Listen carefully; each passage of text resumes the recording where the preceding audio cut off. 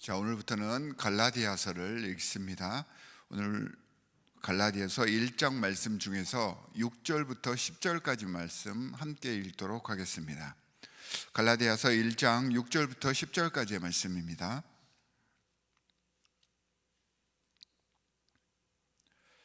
갈라디아서 1장 6절부터 10절 우리 함께 읽도록 하겠습니다.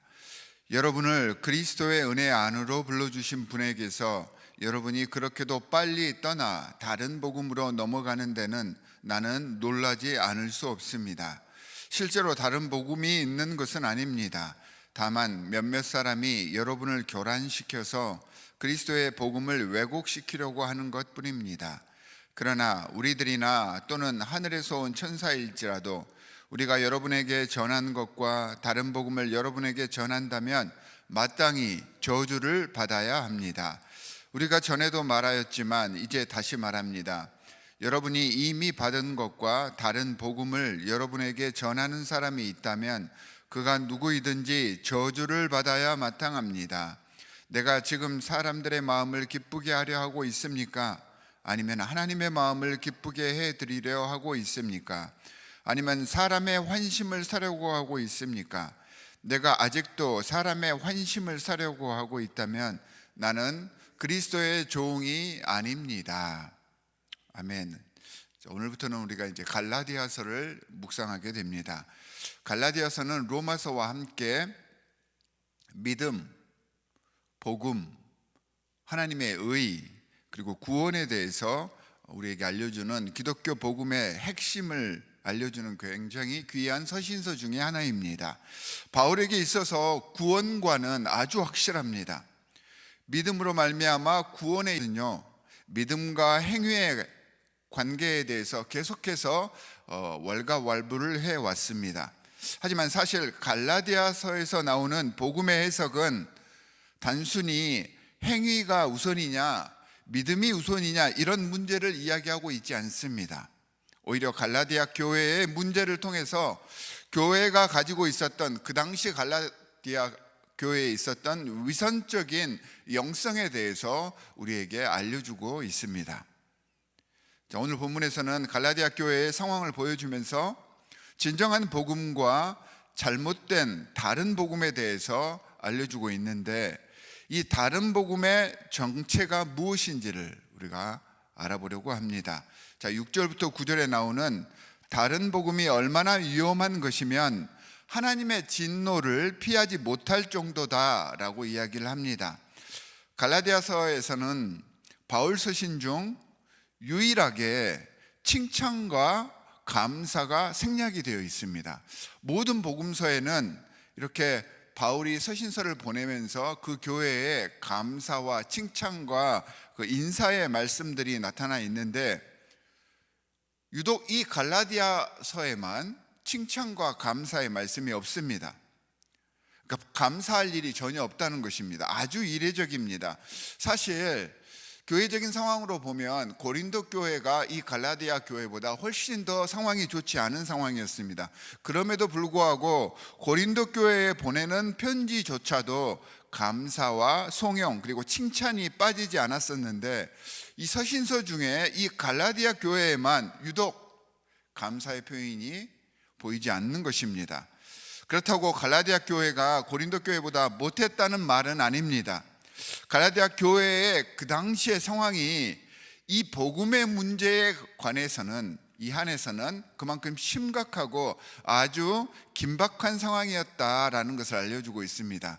그 당시 아주 긴박한 상태였기 때문에 갈라디아서에 급하게 편지를 썼던 것입니다. 오늘 본문에 보니까 서신을 받는 상대에게 감사하거나 그들의 한 사역 중에 칭찬해 줘야 하는 표현이 나와야 할 곳에 보통 이제 한 6절 이 정도의 그런 표현이 나오는데 거기에 대신에 놀라지 않을 수 없습니다 라고 표현을 하고 있습니다. 개역개정에서는 내가 이 사실에 대해서 이상하게 생각을 합니다 라고 표현을 하고 있는 것입니다. 그러니까 어떻게 이 지경까지 갔는지 도무지 이해가 안 갑니다 라는 표현입니다. 이런 말도 되지 않은 것들에 휘둘리는 것이 너무 당혹스럽습니다 라고 바울이 지금 갈라디아의 교회에 이야기를 하고 있습니다. 그러면서 바울은 이 상황을 하나님에게서 돌아서는 배교 행위입니다라고 이야기하고 있습니다. 본서가 쓰일 당시에 갈라디아 교회에 율법주의 이단이 침투해 있었습니다.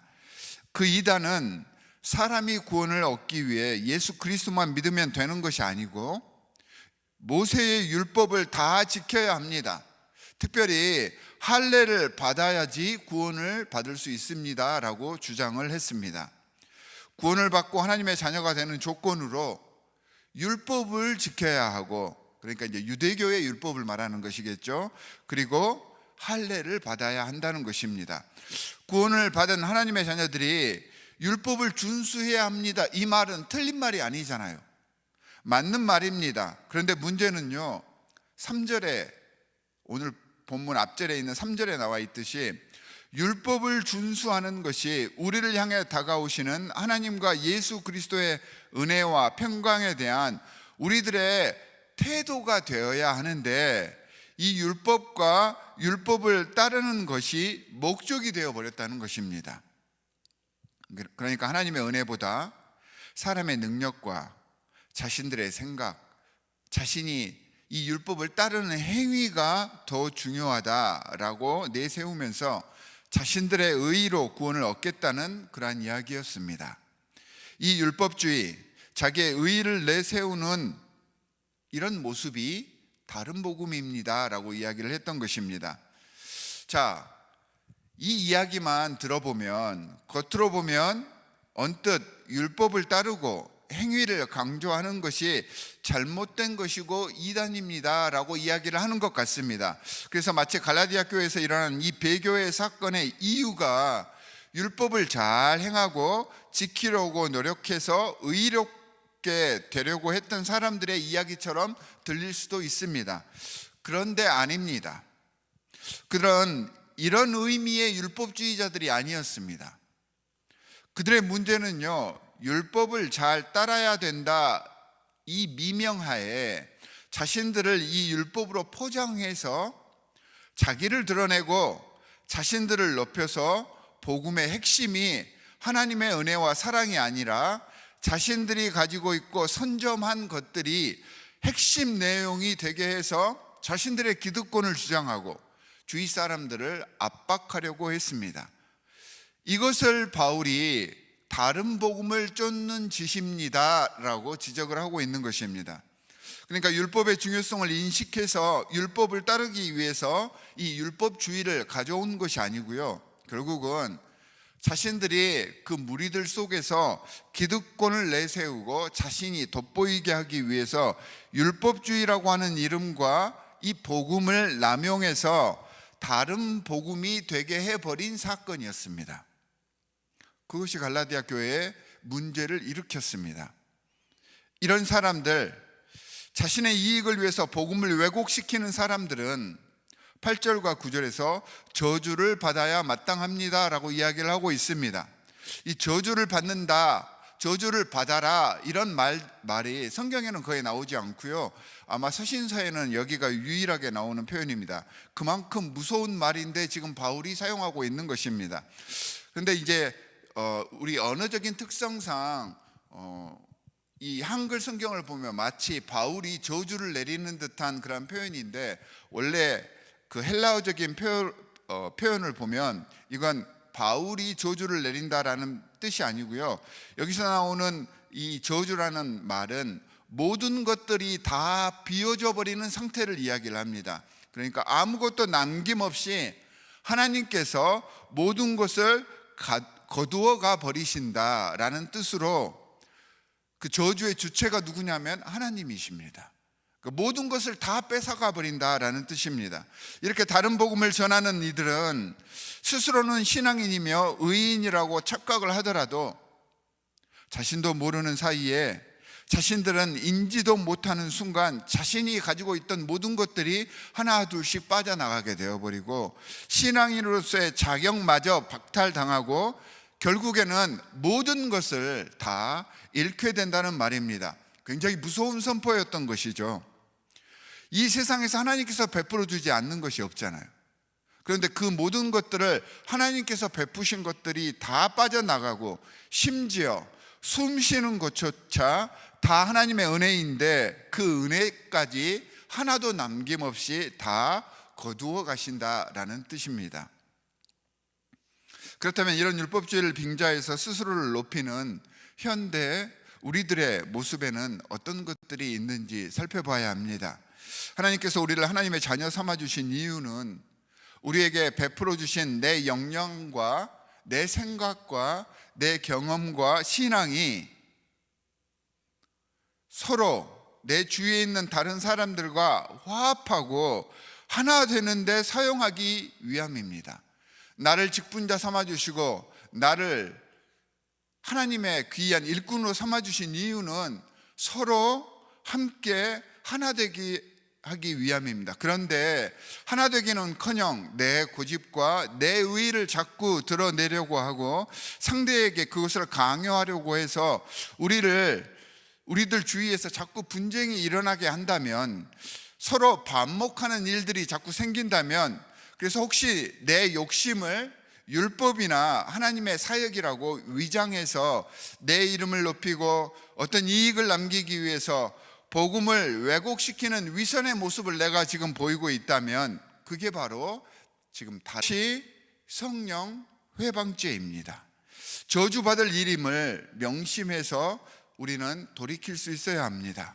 이렇게 자기 주장을 관철시키려는 위선의 모습은 우선 사소한 것을 가지고 자꾸 꼬투리를 잡으려고 합니다.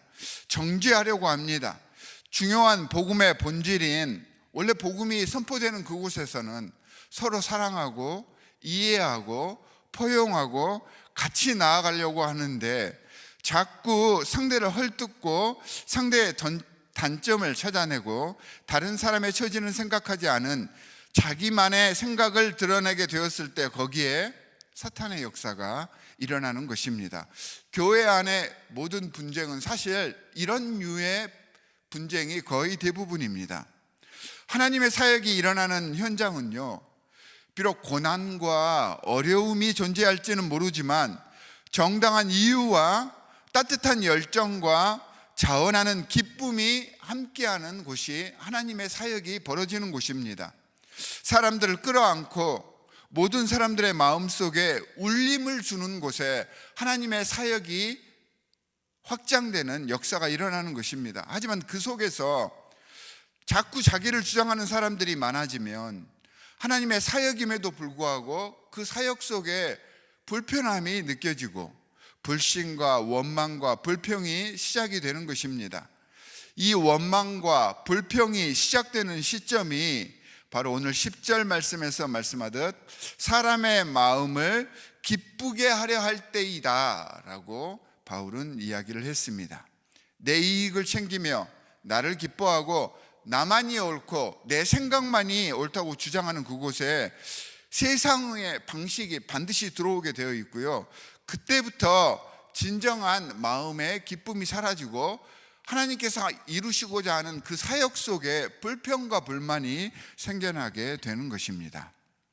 사랑하는 성도 여러분, 우리는 복음의 본질을 이해해야 합니다. 복음은 온전히 예수 그리스도의 은혜로부터 시작되고 끝이 난다는 것을 인정하고 내가 아닌 함께 서로의 의미를 자꾸 되새기고 이러한 서로 함께의 모습이 교회의 모든 활동 속에서 드러나게 하는 것임을 우리는 깨달아야 합니다.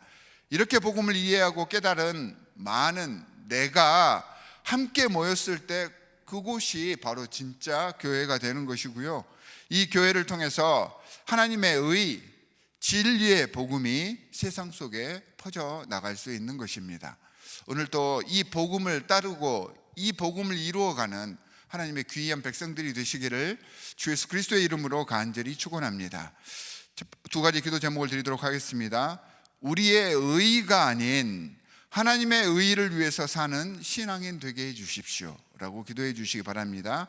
두 번째는 우리 교회 하나님께서 귀한 교육자들을 허락해 주셨는데 김혜길 담임 목사님을 비롯해서 모든 교육자들이 한마음 한뜻으로 서로 함께 우리 교회를 위하여서 잘 사역할 수 있도록 영역에 영역을 더하게 해 주십시오. 우리 교회 제사장들 더욱더 성결케 해 주십시오라고 하나님의 제사장들을 위해서도 기도해 주시기 바랍니다. 두 가지 기도 제목을 가지고 우리 함께 기도하겠습니다. 하나님 아버지, 정말로 감사합니다. 진심으로 주님을 경외하기를 원합니다. 하나님, 우리가 세상을 살아가며 하나님의 자녀로서 부르심을 받은 것은 나의 의의를 내세우고 나를 드러내려고 하는 것이 아니라 오히려 나를 내려놓고 자꾸 내 주위의 모든 사람들과 하나가 되고, 그럼으로써 아름다운 교회의 모습을 만들어가게 하시기 위해서 하나님께서 우리를 불러주셨음을 잊지 않게 하여 주시옵소서. 하지만 자꾸 세상 속에서 살아가다 보니까 내 속의 본능과 내 속의 정욕을 따라가다 보니까 나를 내세우려고 합니다. 자꾸 변명하려고 합니다. 자꾸 나를 포장하려고 합니다. 하나님, 용서하여 주시옵소서. 주님께서 원하시는 나의 모습은 거룩하고 성결한 겸손과 순종의 모습인데, 이 모습을 통하여서 세워지는 여러 나들이 함께 모여서 아름다운 교회 공동체를 이루어 가시기를 하나님께서는 원하시는데, 하나님, 내 속에 있는 모든 정욕과 자존심을 내려놓기를 간절히 원합니다. 성령으로 우리와 함께하여 주시옵시사 나를 들어 하나님 나라 건설의 귀한 도구 삼아 주시옵소서. 내가 서 있는 내 가정, 내가 서 있는 내 교회, 내 직장, 내가 만나는 모든 사람들과의 관계 속에서 이 복음의 모습, 하나님의 의의가 나를 통해 드러나기를 간절히 바랍니다. 하나님, 더 겸손케, 더 주님께 의지하며 순종하는 하나님의 백성 되게 하여 주시옵소서. 하나님, 우리 교회에 귀한 하나님의 종들을 허락해 주셨습니다. 김혜길 담임 목사님을 비롯하여 모든 목사님들, 교육자들을 허락해 주셨는데 이들 머리 위에 안수하여 주시옵소서. 영역에 영역을 더하여 주시옵소서. 예수 그리스도의 겸손과 희생의 마음을 품어 안게 하여 주시옵소서. 서로 하나가 되고 또는 하나님의 사역을 위하여서 헌신하였을 때 우리 교육자들을 통하여서 아름다운 하나님의 복음이 증거되고, 또한 그 증거의 말씀들이 모든 성도들의 삶을 일으켜 세워서 하나님께서 기뻐하시는 하나님의 나라가 우리 교회에서부터 이루어질 줄 믿사오니 함께 하시고 역사하여 주시옵소서. 하나님, 감사합니다. 진심으로 하나님을 경외합니다. 하나님 앞에 우리의 부족함을 다 내려놓겠습니다. 하나님께, 그리고 주님께서 허락하신 많은 지체들을 위해서 나를 내세우고 드러내며 자랑하는 일들을 더 이상 하지 않겠습니다. 더 잘 들어주는 사람이 되겠습니다. 더 상대를 이해하며 우리의 삶 자체가 온전히 하나님의 의를 위해서 나아가는 삶이 되게 하겠습니다. 주님, 매 순간 속에서 우리를 찾아와 주시고 성령으로 연합하여 주셔서 나의 삶이 연합의 삶, 화평의 삶, 서로 끌어안고 회복하는 삶이 되게 하여 주시옵소서. 저희 교회에 귀한 하나님의 교육자들을 허락해 주셨습니다. 교회를 이끌어가는 귀한 하나님의 이 제사장들, 이들의 머리 위에 안수하여 주시옵시고 이들을 통하여서 선포되는 하나님의 말씀이 모든 성도들을 일깨우게 하시고, 또한 귀한 그 목회의 모습을 통하여서 우리 교회에서부터 아름다운 하나님의 나라가 완성되게 하여 주시옵소서. 우리 교회를 통하여서 예수 그리스도의 의와 성품이 세상에 증거되게 하여 주시옵소서. 오늘 또 이 말씀을 부여잡고 승리하는 삶을 살기를 원합니다. 화합하며 또한 하나가 되기 위하여서 나를 희생하는 오늘 하루가 될 것을 주님 앞에 서원하오며 우리를 구원하신 주 예수 그리스도의 이름으로 기도하옵나이다. 아멘.